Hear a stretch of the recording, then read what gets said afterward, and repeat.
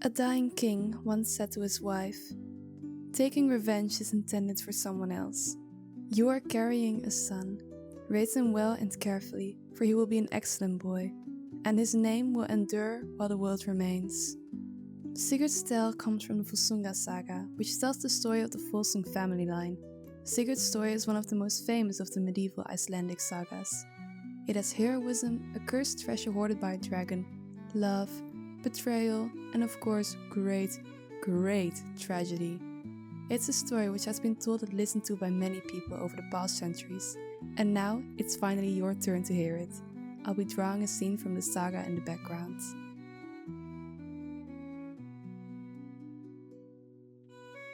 That dying king that I mentioned at the start, his wife eventually gave birth to a boy with piercing eyes never seen before. This child was named Sigurd, and like his father predicted, he would go on to be the foremost son of the Volsung line. Sigurd was raised in the court of a king, as his mother had already remarried after his father died. She was very quick to move on, and Sigurd learned everything he knew from a foster father, called Regin, I think. Wikipedia said something very weird like Ra. that, and I don't know how to pronounce it, so I'll just call him Regin. And Regin taught Sigurd many skills, from chess to runes to speaking in several tongues. "It annoys me that you run around like a messenger boy," Regin once said to a young Sigurd, "but I can tell you where there is other great wealth to be had, and you'll gain much honor and glory by seeking it." Sigurd was of course intrigued by this, and he asked where it was and who was guarding over it. "The guardian is named Fafnir, and he's lying a short way from here. When you get there, he will say that never have you seen in one place more riches and gold, and you will not need more. Even if you become the oldest and most famous of kings, you'll forever have enough." Sigurd was no stranger to this story, however. He knew of the nature of this Fafnir, a great dragon. "I have heard that no one dare go against him because of his size and ferocity," he said. And Regin replied, "That is not true. His size is no different from that of other grass snakes, or so it would have seemed to your forefathers. Although you are of the Volsung stock, you do not appear to have the spirit of that kin." Ouch. Sigurd said to that painful remark, "It may be that I am not as great as them yet, but there is no need to taunt me when I am not even past childhood. And why do you urge me on so strongly anyways?" Then Regin went on to recall a tale of his life. So Regin had two brothers. Otter, literally an otter, don't ask, I don't know why either. An otter fished for the family, and there was Fafnir, the fiercest of the bunch. Regin, by his own account, was the least accomplished, just a blacksmith. One day, three gods, Odin, Loki and Honir, showed up. Loki, just being Loki, killed poor Otter by throwing a stone at him whilst he was just chilling on the riverbanks. Loki then proceeded to skin him, as anyone else would, and the gods, they couldn't be prouder of their terrific catch.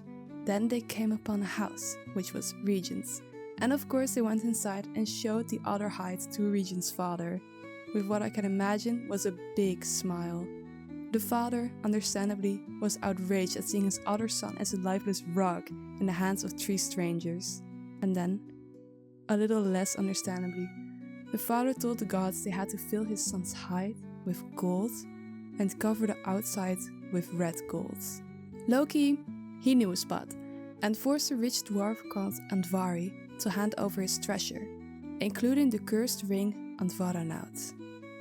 The dwarf said that the gold was cursed, and whoever owned it was bound to die and bring death to all those around him. But of course, Loki didn't give a shit. Loki then filled the hide and covered the outside just like asked, finishing it off with putting the ring around a whisker. Then the gods and Loki parted with the family. Loki left some heartwarming words behind. He said, "No ease is assigned to your son, death is to you both." Then surely the curse did its work. The fierce Fafnir killed his father and took all the gold for himself. He transformed into a serpent dragon, being an animal apparently ran in the family or something. Fafnir to this day guards the gold. No one dares to challenge him. And so, Sigurd better understood Regent's request for wanting the gold back from his awful brother. He accepted. Sigurd requested Regent, with him being a great blacksmith and all, to make a sword which could kill the dragon Fafnir. Regent did so, and Sigurd immediately grabbed it, struck an anvil, and watched as the sword broke in two. He dismissively said, "This is your smithing, Regent?" Regent made a second sword, and Sigurd broke that one too. Very kind. He realized that he needed no ordinary sword to kill a dragon. And very conveniently, many years ago, Sigurd's father, the king that I mentioned at the start, managed to pull a sword out of a tree. This was a sword placed by Odin himself, and only a member of the Volsung family line could pull it out. And this sword treated King Sigmund very well. Though once Sigmund attacked an old man with a long beard, who was Odin, it shattered. So Sigurd went to his mother and asked if he could have the broken sword, which he still kept. Regent repaired it, and it looked as if flames were coming out of it, and it split the anvil in two when Sigurd struck it. Regent said, "Now, you must fulfill your vow. Now that I have made the sword, go meet Fafnir." And Sigurd replied, "I will fulfill it, but first, there is another task. I must avenge my father and so fight King Lingfi." For what is a heroic story without its side quests? He didn't say that last part. A large force and fleet was prepared for Sigurd, and they went on towards the land on which his father's killers ruled. Quickly it became known that an army was approaching. King Lingfi, so Sigurd's father's killer, summoned men to arms throughout his kingdom. He refused to flee like a true warrior. He and his brothers went against Sigurd with a mighty force, and then the fiercest of battles began between them. Masses of spears and arrows could be seen flying through the air. Axes swung violently, shields were split, armor was cut open, helmets were slashed, and skulls were cloven. Many men fell to the ground at the hand of Sigurd and his mighty sword. His arms were bloodied up to the shoulders. No one had ever seen such a man before. Sigurd sliced the king in half and cut down his brothers and killed his sons. Sigurd returned with a great glory and wealth, and his intermission was now over. So, Regent said, "You will now kill my brother and take his wealth?" Of course, Sigurd went on to do that. Regent and Sigurd rode up into the heath in which Fafnir resided. They rode over a track which was seemingly made by the dragon whenever he went to drink. The dragon was so large that the end of the trail stood at a tall cliff, from which he could drink. Then Sigurd said, "You told me, Regent, that this dragon was no larger than a serpent, but, these tracks, they seem excessively large to me." Regent kind of ignored him, and he just said, "Dig a ditch and sit in it, and then, when the serpent crawls to the water, pierce him in the heart, and thus cause his death." "But won't I drown in his blood?" Sigurd asked. "No one can advise you if you are afraid of everything. You are not like your kin in courage," replied Regent, not a very loving tutor, nor a brave one either. As Sigurd went in the path to dig a ditch, Regent ran off in fear. And then, an old man with a long beard, who is definitely not Odin, spoke to Sigurd when he was about to jump into the ditch. The old man advised him to dig several ditches as drains, otherwise the blood will drown him. Sigurd's parents really felt that stranger danger, but maybe it worked out for him, because he listened and prevented himself from drowning in the end. It was time.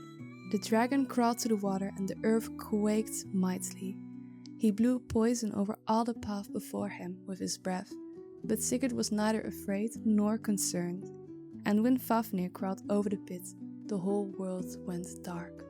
And Sigurd plunged the sword up, so far that it sank to the hilt. Then Sigurd leapt out of the ditch and drew the sword out of the serpent. His arms were all bloody to the shoulder, and when a huge creature felt its mortal wound, it thrashed his head and his tail, destroying everything that got in his way. Now, I also want to say something about the drawing being made in the background. It's not 100% authentic. I think I can take some artistic liberties. I mean, come on. Because, well, while the hair and the little beard, they are true to what the description says about Sigurd in the original text. But the original text also says that Sigurd is as big as 2 men combined. And I can't draw hunks or like just big men. So I'm not doing that. I'm just drawing him the way I would draw any man. So yeah, just take it. And also, I just said that his arm was bloody to the shoulder. I thought that would look ugly, so I just didn't do it. And I thought that this scene of him leaping out of the ditch and drawing the sword a little bit in this serpent, like you can still see it, so you can see what he's doing, was a bit more spectacular. So I don't know if you care about this, but if you care about it, I don't care about it.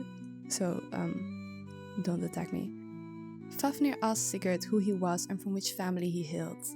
This question may seem weird to us, but they were relevant at the time. Old Norse beliefs stated that a dying man must know his enemy's name in order to curse him. So Sigurd replied, smartly, "My family is unknown to men. I am called the noble beast. I have neither father nor mother, and I have traveled alone." Fafnir called him out on his bullshit, and Sigurd gave up quite quickly. He said, "My name is Sigurd and my father is Sigmund." Fafnir then said, "Who urged you onto this deed, and why did you let yourself be persuaded? Have you not heard that all people are afraid of me, boy with the sharp eyes?" Sigurd said to that, "A hard mind prepared me for this deed, and I was supported in it by this strong hand and this sharp sword, which you are now very familiar with. Burn. Few are bold in old age who are cowardly in childhood." Fafnir goes on to say that this gold that was mine will be your death, for it is cursed. But Sigurd didn't seem to care about it at all. Why does no one care about this curse? So Fafnir was almost reaching the light, and he said, "My brother Regin caused my death, but it gladdens me that he will also cause your death. And it will go as he wishes. I suggest you take your horse and ride away as fast as you can, because it often happens that he who receives a mortal wound avenges himself." Sigurd still couldn't care less. "That is your advice, but I will do otherwise. I will ride to your den and then take the massive hoard of gold." Fafnir made one last attempt to explain that the gold was cursed and would be the cause of his death, but Sigurd stood up and said, "Every brave man wants to be wealthy until that one day. And you, Fafnir, lie in your death throes until hell has you." Then Fafnir died. A great feast commenced, though it was just Regin and Sigurd on the forest floor and the dragon's heart roasting above a fire. Sigurd went and checked on their meal, and when the juice foamed out, he tested it with his finger to see whether it was done. He stuck his finger in his mouth, and when the blood from the serpent's heart touched his tongue, he could understand the speech of birds, as one can expect dragon blood does. The birds said, "There lies Regin, who wants to betray the one who trusts him. Sigurd should slice Regin's head off, then he alone would have all that gold. That would be wisest." Sigurd started to believe the birds. He stood up and declared that both brothers should go the same way. He drew his sword and cut off his foster father's head. Sigurd then rode into the den. There he found much gold and a beautiful ring called Andavernaut, which I mentioned earlier. Luckily, Sigurd had a god-like horse, which Odin granted him some time ago. It was a very boring story, so I didn't tell it, and I still won't tell it. He just got a very powerful horse from Odin, that's all you need to know. Sigurd went on his way. Though he was traveling, he came upon a great light, which shone out ahead of him, as if fire was burning and reaching up into the heavens when he came to it. So this part will just end here. Sigurd still has to find love, and he still has to die in some tragic way, of course, but I won't tell it yet, because then this video will be way too long, and I know that you don't have the attention span to watch it. Or maybe you do, I don't know, but I'll split it into two.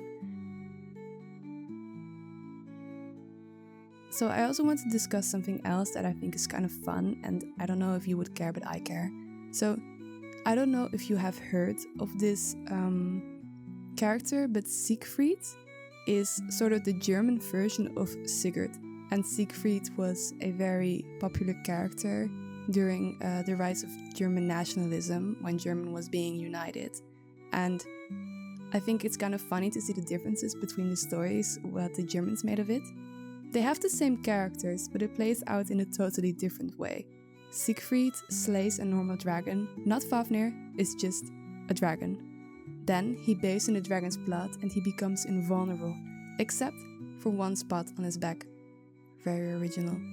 So he gains power. Sigurd gained knowledge with, the birds talking to him and stuff. And Siegfried doesn't have a cool sword either like Sigurd does. Not a sword that is granted by Odin and it's shattered and now he reassembled it, no. Just a sword. Also, the gold isn't cursed in the Germanic version. It's just gold. So boring. Sigurd also dies in such a lame way in the Germanic version. I won't spoil it, of course, because that is for another time, but you get the gist. Siegfried is the lame one. I don't see what the German nationalists saw in him. Sigurd reigns supreme in my heart forever. Anyways, thank you for listening to that last part. It was probably very boring, but for the rest, I hope it wasn't boring, and I hope I made you like this story as much as I do, and I also hope that now you're interested in seeing the second part and seeing what will become of Sigurd, our hero. So thank you for listening to me.